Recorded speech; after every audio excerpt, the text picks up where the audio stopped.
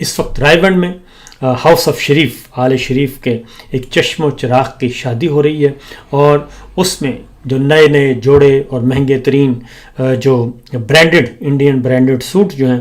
ان کے بارے میں ڈسکشن ہو رہی ہے، اور ہیرے جواہرات کے جو سیٹ پہنے ہوئے ہیں ان کے بارے میں ڈسکس ہو رہی ہے، بناؤ سنگھار کے بارے میں ڈسکشن کیا جا رہا ہے، اور ہر کوئی اپنی اپنی رائے دے رہا ہے۔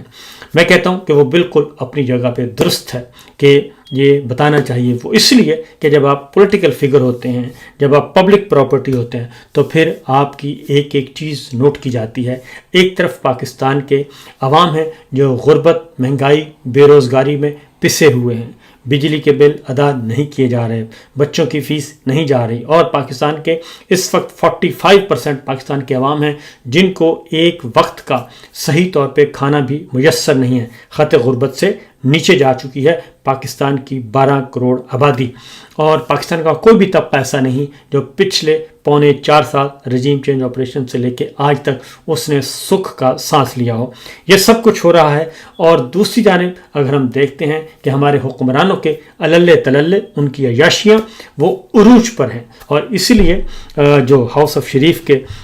ایک چشم و چراغ کی شادی ہے وہ اس وقت سوشل میڈیا کی، ڈیجیٹل میڈیا کی زینت بنی ہوئی ہے، اور اب اس کو انٹرنیشنل میڈیا اور خاص طور پہ ہمارا پڑوسی ملک بھارت بھی اس کو ڈسکس کر رہا ہے اور اس کو کور کر رہا ہے،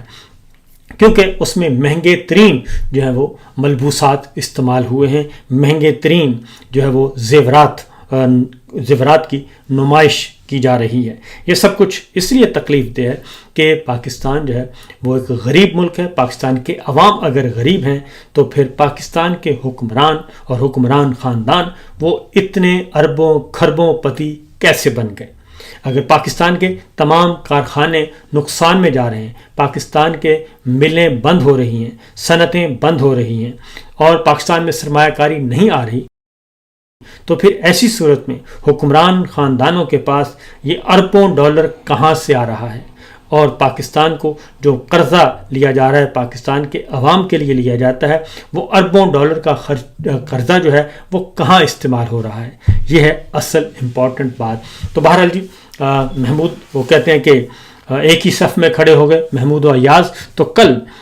اسی شادی کی تقریب میں field marshal general Asim Munir صاحب کی اس میں شرکت، اور اس کے بعد وہ جب تصاویر اور ویڈیوز ریلیز ہوئیں تو اس کے بعد پھر یہ ہوا کہ میڈیا کو ہدایات دی گئیں کہ اس کی کوریج آپ نے نہیں کرنی، اور اس کو ذرا نیچے لے جائیں، لو پروفائل پہ رکھیں، اور فیلڈ مارشل کی شادی میں جو شرکت ہے تقریب میں اس کو ذرا اگنور ماریں۔ تو یہ ہدایات جب آئیں تو اس کے بعد پھر ٹیلی ویژن چینل سے آہستہ آہستہ ہیڈ لائن سے وہ تصاویر اور وہ ویڈیوز اور فیلڈ مارشل عاصم منیر صاحب کی جو اس میں شرکت ہے وہ خبریں آہستہ آہستہ ہٹا دی گئیں۔ کیا وجہ ہے؟ اس لیے کہ پاکستان کے عوام ان جعلی حکمرانوں کو بھگت رہے ہیں، اور ان جعلی حکمرانوں کی وجہ سے ہی پاکستان کے عوام جو ہیں اس وقت اپنا سب کچھ برباد کر چکے ہیں، اور پاکستان کی معیشت کا تو آپ پوچھیں ہی نہ کہ کیا حال ہے۔ تو بہرحال اگر فیلڈ مارشل یہ سمجھتے ہیں، اور اگر ان کی خبر ڈیلیٹ کروائی گئی ہے، اور کیوں کروائی گئی ہے؟ اس لیے کہ پاکستان کے عوام اور ہمارے اداروں کے درمیان جو فاصلے بڑھے ہیں وہ اس لیے بڑھے ہیں کہ آپ کن خاندانوں کو سپورٹ کر رہے ہیں۔ آپ ان خاندانوں کو سپورٹ کر رہے ہیں جن کا والیوم 10 آپ نے تیار کروایا تھا، تو آپ کے اپنے ہاتھوں سے جو والیوم 10 تیار ہوا تھا، آپ اسی خاندان کو آپ دوبارہ سے کھڑا کر رہے ہیں اور پاکستان کے عوام پر مسلط کر رہے ہیں۔ بہرحال اگلی خبر ہے جناب، اور اس سارے تناظر میں اصل خبر جو ہے وہ بڑی خبر وہ یہ ہے کہ امریکہ سے اطلاع آ گئی، اور میں نے آپ کو بتایا تھا پچھلے ویلاگ میں کہ بورڈ تشکیل دے دیا گیا ہے، اور خاص طور پہ اور یہ جو تھا غزہ کا امن منصوبہ جسے کہا گیا تھا، پہلے غزہ کو برباد کیا گیا، اس کو بالکل تہہ تیغ کر دیا گیا، اس کو صفحہ ہستی سے مٹا دیا گیا، اور ہزاروں خاندان، ہزاروں بچے، ہزاروں خواتین جو ہیں وہ شہید کر دیے گئے اس حالیہ جنگ میں اور اسرائیل نے جو حملے کیے اس کے نتیجے میں، اور پوری دنیا، مغربی دنیا خاص طور پہ مسلم دنیا خاموش ہے، مسلم عوام بہت حد تک خاموش ہیں۔ سب سے زیادہ احتجاج ہو رہا ہے یورپ میں، مغربی ملکوں میں، امریکہ میں، برطانیہ میں، جرمن میں، فرانس میں، ان ملکوں میں بہت زیادہ احتجاج ہو رہا ہے، اسپین میں اور پورے یورپ میں احتجاج ہو رہا ہے کہ آپ یہ ظلم کر رہے ہیں۔ اب اس کے لیے غزہ امن بورڈ ایک قائم کیا گیا ہے، اور غزہ بورڈ آف پیس کے ارکان کے ناموں کا اعلان بھی پریزیڈنٹ ٹرمپ نے کر دیا۔ اس میں میجر جنرل رینک کے آفیسر ہیں، ان کو اس کا سربراہ بنایا گیا ہے۔ برطانیہ کے سابق وزیر اعظم اور بہت سارے دوست اور صدر ٹرمپ کے داماد جو ہیں اور مارکو روبیو، وہ بھی اس بورڈ آف پیس کا حصہ ہیں جی۔ اور یہ تو ایک طے تھا کہ پہلے غزہ امن بورڈ بنایا جانا ہے، پھر اس امن بورڈ کے نتیجے میں پھر آگے فوج بھیجی جائے گی، Gaza stabilisation force, international stabilisation force جو ہے وہ بھیجی جائے گی اور وہ قائم کی جائے گی، اور اس میں مختلف ممالک جو ہیں وہ جائیں گے، جس میں پاکستان بھی شامل ہے۔ اور غزہ امن بورڈ کے لیے صدر ٹرمپ نے اعلان کیا، اور اس کے بعد قطر نے اس کو ویلکم کیا، اور انہوں نے بھی اپنا ایک بندہ نامینیٹ کر دیا ہے، اور انہوں نے کہا جی ہم اس میں شریک ہوں گے۔ اس کے بعد خبر آئی کہ پاکستان کی طرف سے بھی کہ جناب اس کو دعوت موصول ہو گئی ہے۔ یہ خبر دی ٹائمز آف اسرائیل نے اور رائٹرز نے۔ مغربی میڈیا اور اسرائیل کا میڈیا یہ خبر دے رہا ہے کہ پریزیڈنٹ ٹرمپ کی طرف سے، امریکہ کی طرف سے پاکستان کو بھی غزہ امن بورڈ میں شمولیت کی دعوت دے دی گئی ہے، جبکہ حقیقت یہ ہے کہ اس سے پہلے ہی امریکی وزیر خارجہ یہ بات بتا چکے ہیں کہ یہ تو ہمیں پاکستان کی طرف سے درخواست آئی تھی اور پاکستان نے اپنی خواہش کا اظہار کیا تھا، ان کی ریکویسٹ آئی تھی، یعنی کہ field marshal general Asim Munir صاحب اور شہباز شریف صاحب کی، کہ آپ ہمیں اس میں شامل کریں، غزہ امن فوج میں ہمیں بھی شامل کریں، یعنی کہ پاکستان کی فوج تیار ہے۔ اور اس کے لیے جائزہ لیا جا رہا تھا، امریکنز جائزہ لے رہے تھے، اور انہوں نے مزید کچھ سوالات پوچھے تھے، مزید کچھ یقین دہانیاں مانگی تھیں کہ جناب آپ ان بارے میں کیا فرماتے ہیں، کیونکہ اس کا مقصد ہے جو اسٹیبلائزیشن فورس قائم کی ہے، اس کا مطلب یہ ہے کہ اس کا مقصد یہ ہوگا کہ آپ نے اسرائیل کی سیکورٹی کو یقینی بنانا ہے، اور ملیٹنٹس جو گروپس ہیں، جو مسلح گروپ ہیں، وہ حماس ہے، حزب اللہ ہے، ان کو آپ نے ڈی ملٹرائز کرنا ہے، ان کو ہتھیاروں سے ان کو فارغ کرنا ہے، اور ان کو ویپن لیس کرنا ہے، ان کے ہتھیار ان سے لینے ہیں، غیر مسلح کرنا ہے۔ تو یہ سلسلہ چل رہا تھا۔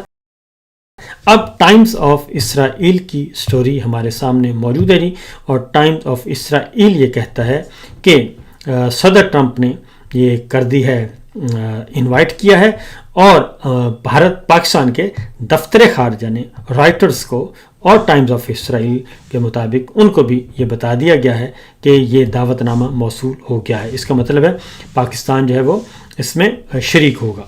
اور اپنا نمائندہ نامینیٹ کرے گا۔ یہ میرے سامنے خبر پڑی ہے جی، Pakistan receives US invitation to join Trump's board of peace on Gaza. یہ ٹائمز آف اسرائیل کی خبر ہے، اور آج ہی کے دن کی یہ خبر ہے جی۔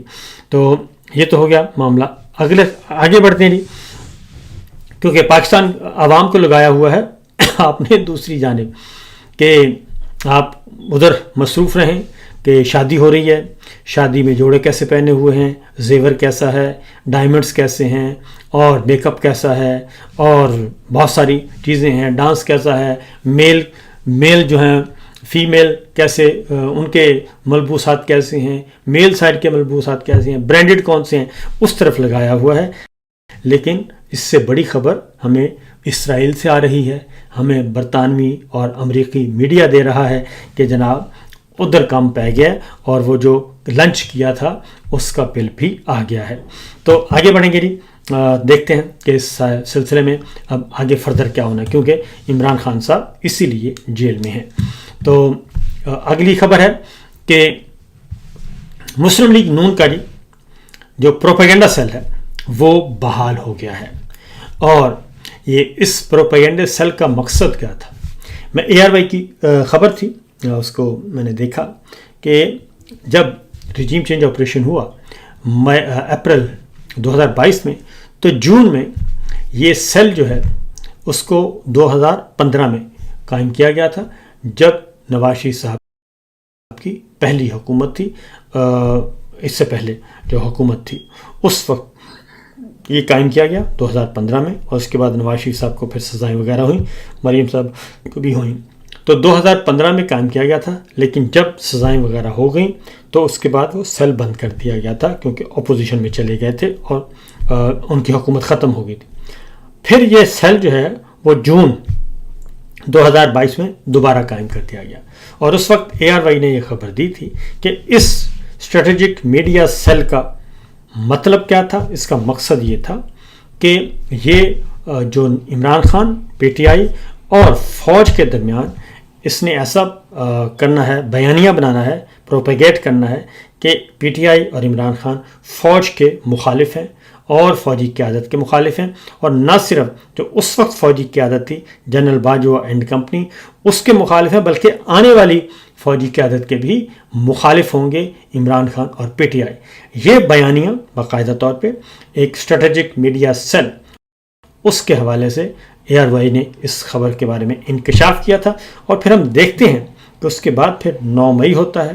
اور 9 مئی کو لے کے سب سے زیادہ اب تک وہ صرف اور صرف نون لیگ لے کے چل رہی ہے، اور وہ وقتاً فوقتاً اس میں جو ہے وہ فیول چھڑکتی رہتی ہے اور بتاتی رہتی ہے کہ جناب یہ واقعہ ہے اور اس میں فلاں فلاں ملوث ہے. ہر روز وہ شیطان کی آنت کی طرح وہ پھیلتا جا رہا ہے. 9 مئی جبکہ جون 22 میں یہ میڈیا سیل جو ہے وہ بحال کر دیا گیا تھا، جو 2015 میں قائم کیا گیا تھا. 18 میں یہ بند ہو گیا تھا، اور اسی دوران بہت ساری ایسی خبریں لیک ہوئی تھیں کہ جس میں باقاعدہ طور پہ جو نیشنل سیکورٹی کے متعلق میٹنگز ہوتی تھیں،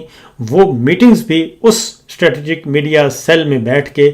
مانیٹر کیا جاتا تھا، اور ان کی گفتگو ریکارڈ کی جاتی تھی، اور اس کے بعد پھر ان کو استعمال کرنے کے لیے رکھ لیا جاتا تھا.